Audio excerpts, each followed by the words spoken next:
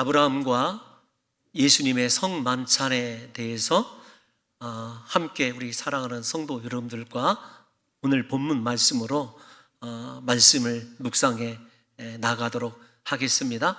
오늘 본문의 배경은 우리가 너무도 잘 알고 있죠.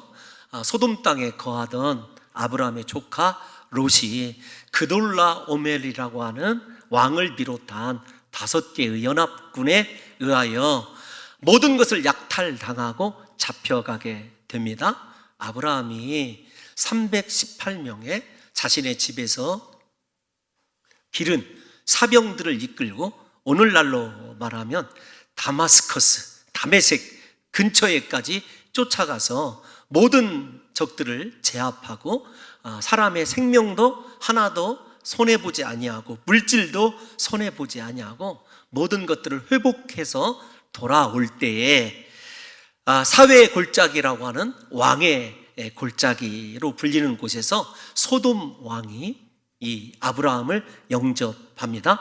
소돔 왕만 영접한 것이 아니라 살렘 왕으로 불리워지는 영원한 하나님의 대제사장이라고 하는 별칭이 있는 멜기세덱이 아브라함을 영접하면서 축복하는 장면이에요.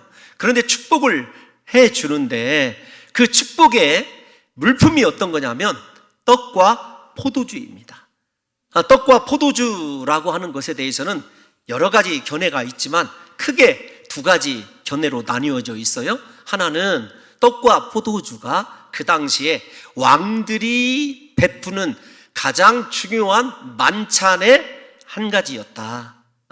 왕들이 만찬을 베푼다고 한다면 떡과 포도주가 가장 중요한 만찬의 재료이다. 이렇게 보는 견해가 하나 있습니다. 또 다른 견해는 왕의 만찬이라 할지라도 분명히 떡과 포도주가 성경 여러 곳에서 예수 그리스도의 십자가의 죽음, 곧 우리를 위하여 살을 내어주시고 피를 흘려주시는 십자가 구속의 은혜를 상징하는 것이기 때문에 아브라함에게 하나님께서 주신 언약의 성취가 어떤 방향으로 이루어질 것인지를 보여주는 분명한 인류 구속의 징표다, 이렇게 바라보는 견해가 있습니다. 당연히 저는 후자의 견해를 따르고 있어요.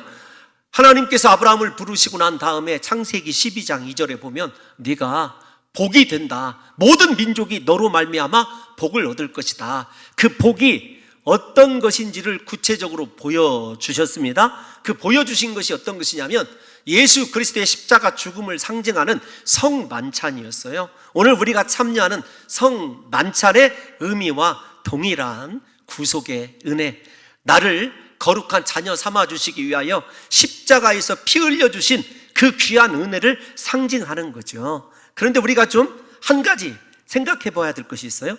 어떤 것이냐 하면은 전쟁에서 승리하고 돌아오는 아브라함에게 왜 이 땅의 권력이라든지 아니면 왕이 되게 한다든지 물질로 보상해 주는 것이 아니라 예수 그리스도였을까, 십자가의 죽음이었을까라고 하는 것을 우리가 생각해 보면 이 땅에서 하나님께서 우리에게 주시기를 원하시는 가장 귀한 축복, 가장 큰 승리의 상징은 다른 것이 아니라 예수 그리스도인 줄로 믿습니다. 우리 사랑하는 성도 여러분들과 제가 다른 것을 구하지 않았으면 좋겠어요. 오늘 청례주일에 주님, 내게도 예수 그리스도의 십자가의 은혜와 십자가의 능력을 주시옵소서. 그 은혜로 우리 성도 여러분들이 무장하고 나가면 나를 통해서 구원의 은혜뿐만 아니라 십자가에서 주님이 이겨주신 모든 고난과 질병과 인생의 저주까지도 풀어지는 놀라운 역사가 일어나게 될 줄로 믿습니다. 말씀을 준비하면서 제가 한 가지 이 고민을 하게 된 것이 있어요. 왜 하필 아이들이 쓰는 말로 이 타이밍일까? 예를 들면 예수 그리스도의 십자가 구속의 은혜를 예표하는 성만찬을 하나님께서 거룩한 대제사장 멜기세덱을 통하여 아브라함에게 베풀어 주실 때 가장 적절한 타이밍은 언제인가를 한번 생각해 봤어요. 언제냐면 제가 생각할 때 아브라함 신앙의 하이라이트는 아브라함이 하나님의 말씀대로 자신의 독자 이삭을 모리아산에 드릴 때예요. 그때에 여호와 이래, 여호와께서 어린 양은 준비하실 것이다, 제물은 준비할 것이다. 여호와 이래. 그 아브라함의 신앙이 얼마나 독특하고 탁월합니까? 그때 여호와께서 이래에 따르는 하나님의 귀한 선물로 예수 그리스도의 이 십자가 은혜를 상징하는 성만찬에 떡과 포도주를 주셨다고 한다면 저는 그때가 가장 완벽한 타이밍이라고 생각이 되어져요, 인간적으로. 그런데 왜 훨씬 앞선 이때일까? 라고 하는 것을 우리 성도 여러분들이 한번 생각해 보셨으면 좋겠어요. 어떤 것 때문에 그럴까?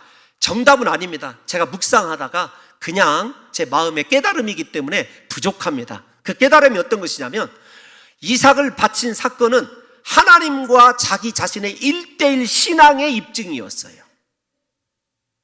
1:1 신앙의 입증이 중요치 않다 이런 말이 아닙니다. 그런데 왜 그러면 오늘 창세기 14장 조카 롯을 구할 때일까를 생각해 보면 이것은 대인 관계입니다. 세상에 대하여, 사람에 대하여 믿음의 조상으로 부름받은 아브라함이 어떻게 성숙한 모습을 보이고 있는지를 우리가 생각해 봐야 돼요.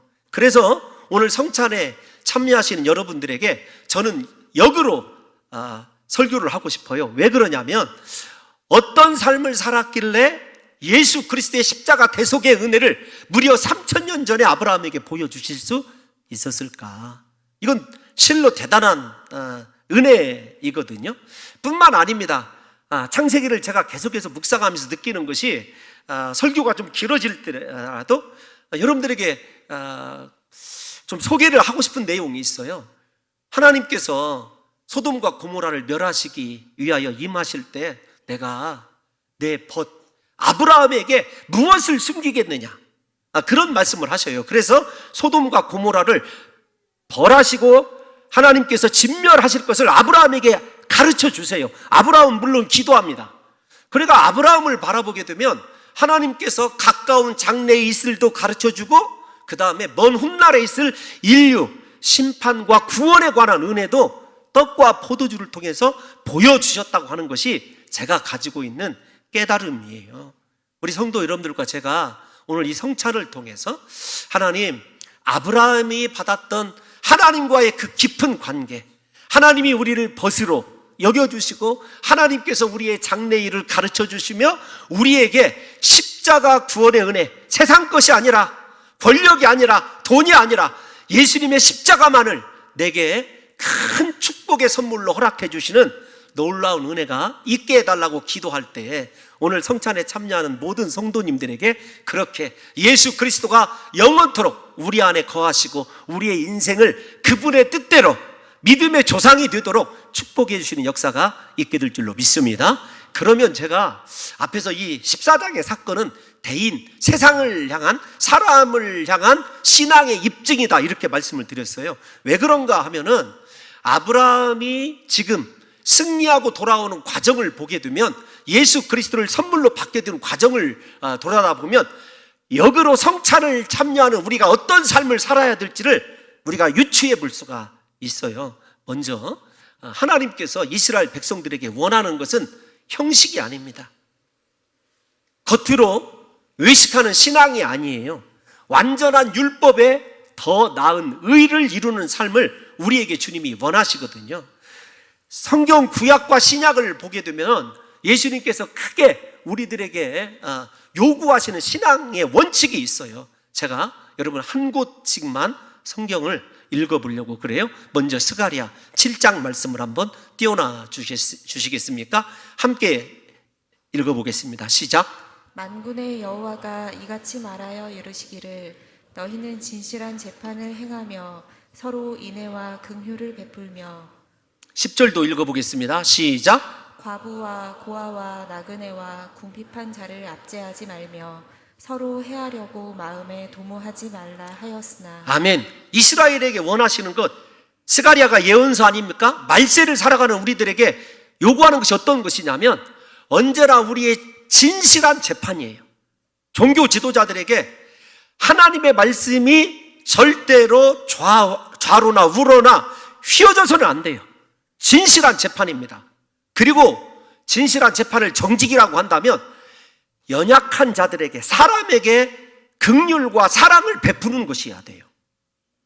10절에 나오지 않습니까? 과부, 객, 고아. 여러분, 이거 레위기에도 엄청나게 많이 나오는 거예요. 하나님의 백성들에게. 신명기에도 주님이 항상 축복을 약속해 주시면서 다른 이들에게 인애의 마음을 가지라는 것입니다. 우리가 마태복음 지금 강의하고 있지 않습니까? 예수님께서 어떤 사람이 나에게 행한 선이냐? 지극히 작은 자에게 행하는 것이다. 사랑하는 성도 여러분들이 먼저 이 말씀을 생각하셨으면 좋겠어요. 하나님이 이스라엘에게 원하는 것은 재판이 굽지 않은 정직한 삶, 그 다음에 낮은 자들에게, 작은 자들에게 인애를 베풀고 정성을 베푸는 삶이다. 그럼 신약에서 예수님은 뭐라고 말씀하셨을까요? 우리가 책망받은 바리새인들의 예를 통해서 한번 우리의 삶도 반추해 보도록 하겠습니다. 마태복음 23장 23절 어디서부터 읽으시냐면요, 율법에 더 중한 바, 세 번째 오른쪽부터 있어요. 다 같이 읽겠습니다. 시작. 율법에 더 중한 바 정의와 긍휼과 믿음은 버렸도다. 아멘. 스가랴 선지자나 예수님의 말씀이나 동일합니다. 예수님께서 우리에게 원하시는 것은 겉모습이 아니에요. 사람에게 보이는 신앙이 아닙니다. 내가 얼마나 율법의 중요한 가치인 하나님의 정의, 그 다음에 하나님의 긍휼, 그리고 하나님이 원하시는 것은요, 우리가 이 땅 가운데서 살아갈 때 하나님을 향한 믿음으로 살아가는 것인데, 제가 볼 때 아브라함의 삶에는 이 세 가지가 그대로 나타나 있는데, 그것이 바로 세상과 대인 관계 속에 적나라하게 오늘 우리가 읽은 본문 14장 속에 담겨져 있어요. 그래서 첫 번째, 먼저 긍휼의 마음. 아브라함이 예수 그리스도를 선물로 받은 건 자비의 마음이에요. 우리가 잘 아시다시피 여러분, 조카 롯은 아브라함 때문에 성공한 사람입니다. 아브라함 때문에 하나님의 언약 백성이 되었고 인생의 부를 얻었던 사람이에요. 그런데 마지막 서로 자기 자신에게 이해 문제가 걸려 있을 때 아브라함을 배신하고 자기가 먼저 배신이란 말을 여러분 너무 이렇게 직접적으로 듣지는 마시고요, 소돔과 고모라를 선택을 해서 떠나갔던 사람이에요. 우리가 잘 아는 대로 내가 삼촌 때문에 이만큼 이루고 살았으니 삼촌이 먼저 결정하세요, 그래야 되는 것 아니겠습니까? 거기에다가 이 조카 롯은 소돔과 고모라가 그렇게 악함에도 불구하고 세상을 선택했던 사람이에요. 하나님을 떠난 사람입니다. 그런데도 어떻게 해요? 자신의 생명을 걸고 앞에서 설명해 드린 대로 다메섹 가까이까지 318명의 이 사람들을 이끌고 가서 조카 롯을 구해냅니다. 뿐만 아니에요, 죄인이었던 소돔 고무라 사람들을 구해내는 것을 보게 돼요. 창세기 13장 13절을 띄워놔 주세요. 소돔 사람은 여호와 앞에서 악하며 큰 죄인이었어요. 그런데 그들도 구해내는 것을 보게 됩니다. 여러분, 이 장면을 생각해 보면 죄인이었던 우리를 구원하시기 위하여 이 땅에 오신 예수 그리스도의 모습을 우리가 생각할 수밖에 없어요. 나에게 그렇게 심각한 인생의 상처를 입히고, 다른 말로 표현하자면 참으로 배은망덕한 삶을 살았던 사람이 위기에 닥쳤을 때 손을 내밀고 그들을 구해내는 아브라함의 이 마음이 무슨 마음이냐면 긍휼과 자비의 마음이에요. 사랑하는 성도 여러분들과 제가 이 성찬에 참여하면서 확인해야 될 것이 있어요. 어떤 것이냐면 예수 그리스도의 긍휼의 마음 때문에 저와 여러분들이 구원받았다. 그러면 세상에 대하여, 다른 사람에 대하여 우리가 가져야 될 최고의 신앙의 열매는 어떤 것이냐면 불쌍히 여기는 거예요. 긍휼히 여기는 것입니다. 그런데 입술로만 긍휼히 여기는 것이 아니라 그 사람을 위해서 나에게 선을 베푼 사람이 아닙니다. 마지막 모습이 그럼에도 불구하고 내 목숨과 내 모든 것을 내려놓고 구하러 갈 수 있는 것, 이것이 예수 그리스도의 십자가의 정신이기도 하고 우리들에게 예수님께서 원하시는 자비와 긍휼의 마음입니다. 부디 이 성찬에 참여함으로 사랑하는 우리 봉동중앙교회 온 성도들이 다시 한번 십자가 은혜, 그 사랑을 모든 이들에게 베풀되 나에게 상처를 주고 인생에 커다란 실패를 안겨준 사람에게도 자비와 긍휼의 마음을 증거할 수 있는 하나님의 거룩한 자녀가 되시기를 예수님의 이름으로 축원합니다. 두 번째 문제는 정의의 문제예요. 아브라함이 그돌라오멜을 비롯한 연합군을 쳐서 물리칠 때 참 신기한 단어들이 나타나요. 창세기 14장 5절과 7절을 보게 되면 그돌라오멜이 소돔과 고모라를 칠 때 치다라고 하는 단어가 두 번 나타납니다. 그런데 아브라함이 역으로 그들을 칠 때도 치다라고 하는 단어가 두 번 나타나요.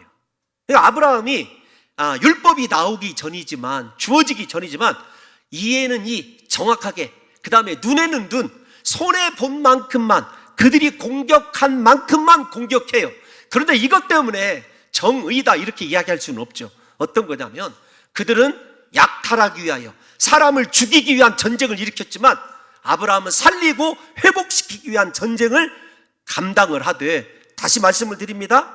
사람이 손해를 보고 우리가 누군가에게 피해를 입으면은요, 이런 말 있잖아요. 되로 받으면 말로 주어 갚아도 풀리지 않는 것이 사람의 직성입니다. 분노입니다. 그런데 아브라함은 모든 것을 하나님의 율법이 주어지기 전임에도 불구하고 자비와 사랑의 테두리 안에서 하나님의 강력한 정의를 행하는 것을 보게 돼요. 여러분, 이 시대에 하나님이 앞에서 읽어드렸습니다만 우리 성도들에게 원하시는 건 어떤 것이냐면, 우리를 의롭다 하시다, 정의롭다 하시다고 하시는 것은 예수님의 은혜입니다. 십자가 사랑이에요. 그렇다고 한다면 우리의 삶 속에서 거짓이 있어서는 안 되죠.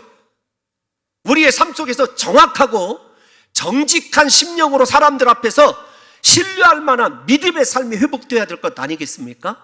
여러분, 아모스 선지자가 이런 탄식을 해요. 우리 아모스 5장 24절 다 같이 한번 읽어보겠습니다. 시작. 오직 정의를 물같이 공의를 마르지 않는 강같이 흐르게 할지어다. 아멘. 아모스가 주어질 때요, 이스라엘이 가장 부강할 때였어요.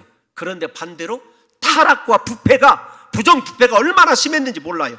심지어는요, 가난한 자들의 신발 한 켤레도 빼앗기를 원하고 머리에 있는 티끌 하나까지 빼앗기를 원하는 삶을 살았어요. 물질이 신이었습니다. 오늘날 이 시대를 바라보면서 저와 여러분들이 어떤 삶의 자세를 가져야 되느냐, 이 나라를 어떻게 회복시킬 것이냐, 다른 데 있지 않습니다. 십자가의 은혜로 내가 의롭다함을 얻었으니 모든 사람들에게 하나님의 정직한 영으로 정의를 세상에 대해서 아브라함처럼 행하게 될 때에 제가 여러분들이 진정한 예수님의 십자가의 은혜를 받은 자라고 세상이 인정해 줄 줄로 믿습니다. 마지막 세 번째가 어떤 것이냐면, 아브라함의 전쟁은 어떤 규모나 전술이나 병력에 따른 승리가 아니었어요. 어떻게 318명의 사병을 거느리고 5개의 연합군을 대항할 생각을 할 수가 있겠습니까? 하나님에 대한 분명한 믿음이거든요. 그런데 그 믿음을 확인해 보는 과정이 조금 재미있어요. 어떤 것이냐면 창세기 14장 21절을 보게 되면 세상의 법칙은 주고받는 것입니다. 소돔왕이 아브라함에게 사람은 내게 보내고 물품은 내가 가지라. 아이들이 잘 쓰는 말로 give and take예요. 이게 세상의 원리입니다. 여러분, 우리 봉동중앙교회 지체들도 함께 모두가 다 저렇게 주고받는 사랑의 관계가 일반화되는 것만 해도 성공이에요. 근데 우리는 주고받는 관계를 왜곡시키죠. 어떤 것이냐면 나에게 잘해주고 나에게 베푸는 사람에게는 얼마든지 선을 베풀 준비가 되어 있어요. 주님이 원하시는 것은요, 세상의 가치를 뛰어넘는 신앙이에요. 무슨 말씀이냐면 주고받는 것, 거래하는 삶은 신앙이 아닙니다. 아브라함이 어떻게 이 말에 대해서 대처를 했느냐, 창세기 14장 22절을 한번 띄워놔 주세요. 아브라함의 신앙 고백은 어떤 것이냐면 천지의 주제시요 지극히 높으신 하나님만 믿고 하나님으로 살아가는 삶을 실천한 사람이 아브라함이에요. 저는 우리 사랑하는 성도 여러분들이요, 제발 여러분의 신앙이 세상과 타협하지 않았으면 좋겠어요. 거래하지 않았으면 좋겠습니다. 아무리 물질과 내 지위와 내 성공을 주고받을 수 있는 단계에 있다 할지라도 천지의 주제이시고 내 인생을 다스리시는 지극히 높으신 하나님으로 말미암아 신앙의 순수성을 지키는 이 시대의 신앙의 순수성이 얼마나 희박해지는 시대입니까? 부디 이 성찬에 참여하심으로 말미암아 우리 사랑하는 성도 여러분들이요, 아무리 물질적인 대가가 크고 내 인생의 운명이 걸려 있어도 내 삶의 주제가 되시고 지극히 높으신 하나님의 눈앞에서 신앙의 순결과 정결을 아브라함처럼 지킴으로 말미암아 물질이 아니라 하나님을 선택하고 약속을 선택할 수 있는 복 있는 성도의 반열에 서시는 역사가 있으시기를 예수님의 이름으로 축원합니다.